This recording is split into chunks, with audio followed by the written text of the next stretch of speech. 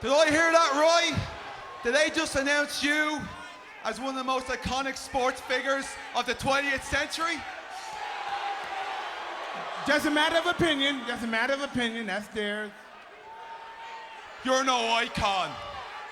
Baddest man on the planet? You're nothing but a washed up ex-champion. Oh. You see, I am the WWE champion.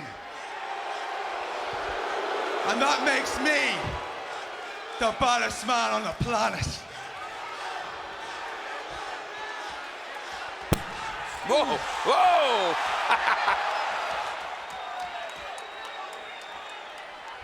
I dare you to do that again. Because if you do, you better make sure you make contact.